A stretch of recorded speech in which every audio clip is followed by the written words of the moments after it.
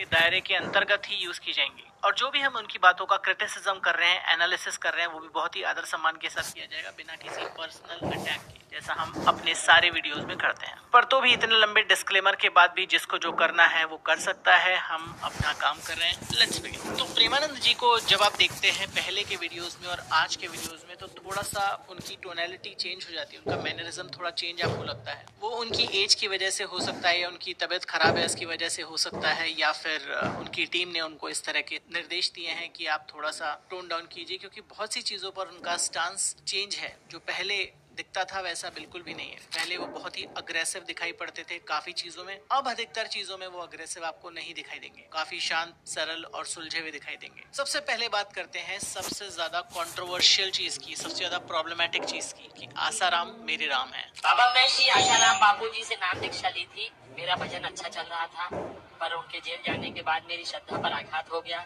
हाँ, ये बाहरी बात है। बाहरी बात इसलिए हम कहते हैं कि भगवान का लीला विलास चलता रहता है। हाँ, इस बात पे जाओ कि वो जेल में है। जेल में तो क्या, जेल में तो ठाकुर भी पैदा हुआ था, मथुरा में जेल में तो पैदा हुआ था। कोई बात नहीं, ये सब चलता रहता भगवान की मार्ग। आप अपने मार्ग को पुष्ट करें, अश्रद्धा करने की कहीं भी कोई गुंजाइश नहीं है। बिल्कुल भगवान अपने आप में खेलते हैं।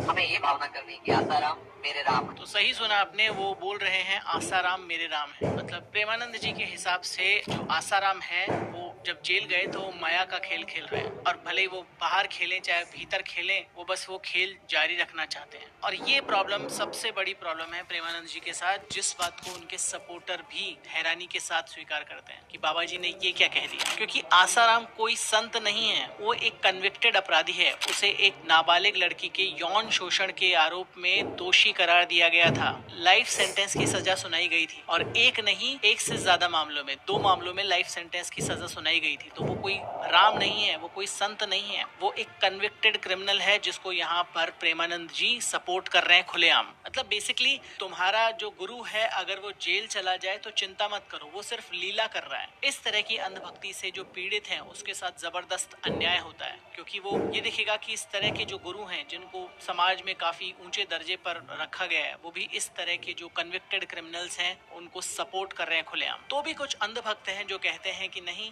ये तो हमारे बाबा जी की सरल दृष्टि है, जो कि सभी लोगों को समान देखते हैं। वही सबसे बड़ी प्रॉब्लम है कि आप इस तरह की इतनी अंधभक्ति में चले गए कि आप किसी भी भगवाधारी को, किसी भी गुरु को अपराधी समझने के लिए तैयार ही नहीं है, भले ही उसे कोर्ट ने अपराधी करार दे दिया गया हो एक से ज्यादा मामलों में। यह एक मामला पर आते हैं अब और भी गहरे और संवेदनशील मुद्दे पर। प्रेमानंद जी सभी जो दुख हैं, जो बीमारियां हैं, उनको कर्मों का फल बताते हैं। मतलब कि अगर किसी को कष्ट मिल रहा है तो वो उसके इस जन्म के या पूर्व जन्म के पापों का नतीजा है, जिसे उसे भुगतना पड़ेगा। जब आप इसको एज अ हिंदू रिलीजन की फिलॉसफी की तरह पेश करते हैं तो ठीक है, बट जब कई केसेस में ये बहुत इनह्यूमेन लगता है, जैसे इस केस में।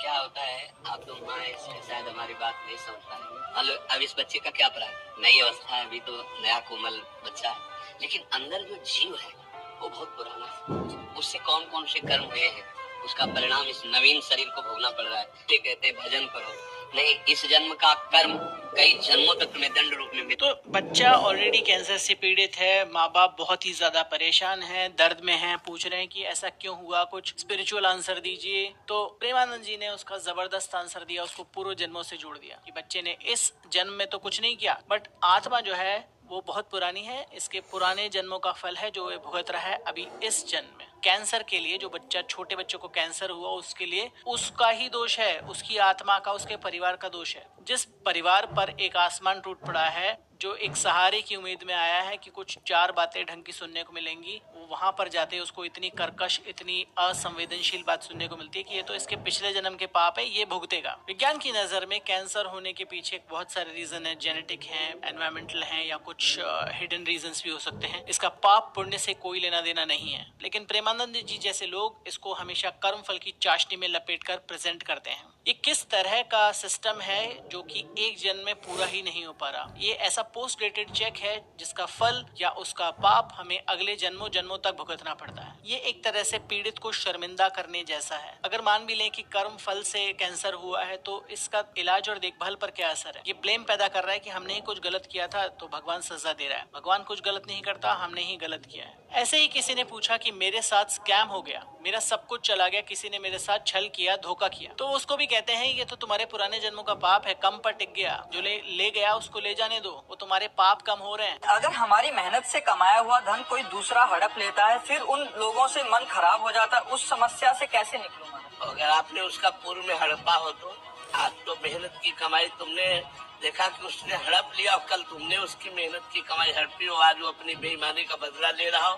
तो तुम्हें विवेक लगाकर बच जाना चाहिए ना। निपट गए, आपको सोचना चाहिए निपट गए, उससे वैर क्यों कर रहे हो? पूर्व प्रारब्ध, पूर्व का किया हुआ कर्म आज तुम्हारी सफलता को लूट रहा है, तो वो लूट नहीं रहा, वो अपना हिसाब ले रहा है। मतलब अजीब जस्टिफिकेशन है कि हर चीज जो भी हमारे साथ बुरी हो रही है वो हमारे पुराने जन्मों का फल है। छोटे बच्चों को कैंसर हो रहा है, पुराने जन्मों का फल है। किसी के साथ स्कैम हो रहा है, पुराने जन्मों का फल है। महिला के साथ बलात्कार हो रहा है, किसी बच्ची के साथ बलात्कार हो रहा है, पुराने जन्मों का फल है। ये कैसा क्रूर भगवान है जो इस तरह का फल छोटे बच्चों को या महिलाओं को दे रहा है इस तरीके से इस जन्म में तड़पा कर? कोई सेंस है इस बात में? तो यहाँ पर एक और चीज से इसको देखते हैं कि अगर ये हमारे पूर्व जन्म के पाप है और हमें भुगतने ही पड़ेंगे तो हम फिर दवाई क्यों लें? अगर किसी को कोई घातक बीमारी हो गई है जो उसके पूर्व जन्म के पाप है, जो भगवान की इच्छा से हो रहा है, तो फिर उसको ना दवाई लेनी चाहिए, ना कोई ट्रीटमेंट लेना चाहिए, उसे तो उसका फल भुगतना चाहिए। क्योंकि अगर यहाँ पर फल नहीं भुगता, अगर वो दवाई लेकर ठीक हो गया तो फिर से उसको अगले जन्म में सेम फल भुगतना पड़ेगा। तो इसी लॉजिक से प्रेमानंद जी की दोनों किडनीज खराब हैं, तो वो भी उनके पूर्व जन्मों का फल है जो अब इस जन्म में भुगत रहे हैं। तो उसका वो डायलिसिस क्यों करवा रहे हैं, दवाइयां क्यों ले रहे हैं? क्योंकि वो तो भगवान की इच्छा के विरुद्ध है ना। भगवान चाहते थे कि आपको इस जन्म में इसका फल मिले, तो आप दवाई लेकर डायलिसिस कर कर भगवान की इच्छा के विरुद्ध काम क्यों कर रहे हैं? इसका जवाब जरूर दीजिएगा प्रेमानंद जी के सपोर्टर्स अगर देख रहे हैं तो इस तरह से दर्द को ग्लोरीफाई करना, चाहे वो बीमारी हो, कैंसर हो, असामयिक मृत्यु हो, हादसा हो, स्कैम हो, कुछ भी हो, सब कुछ ईश्वर की मर्जी है, सब कुछ पुराने जन्मों का लेखा जोखा है। तो अगर प्रेमानंद जी की बात मान ली जाए तो समाज किसी भी गलत बात को उस पर सवाल ही नहीं उठाएगा। सब भाग्य का खेल है, सब भाग्य का कर्म है, सब कुछ कहकर चुप हो जाएगा। कितनी प्रॉब्लमैटिक और कितनी इनसेंसिटिव बात है। पर जहां वो कहते हैं कि ये सब पुराने जन्मों का खेल है, सब कुछ तुमने पुराने जन्मों के पाप या पुण्य का नतीजा है, पर एक चीज वो कहते हैं कि अगर एक चीज कर ली तुमने तो तुम्हारे सारे जो पाप है वो नष्ट हो जाएंगे। मतलब जो भगवान जो सब कुछ कर रहे हैं, अगर आपने उस एक चीज को कर लिया तो भगवान की जो लीला है वो भी खत्म हो जाएगी। आपके सारे दुख दर्द कष्ट हर लिए जाएंगे, आपको सिर्फ अच्छी अच्छी चीजें ही मिलेंगी। और वो एक चीज है नाम जप, कि बस भगवान का नाम रटना शुरू कर दो, सब कुछ ठीक हो जाएगा। एक उपाय रह गया है, हरि हरि राम कृष्ण हरि, राधा राधा जो नाम प्रिय हो, खूब रटो।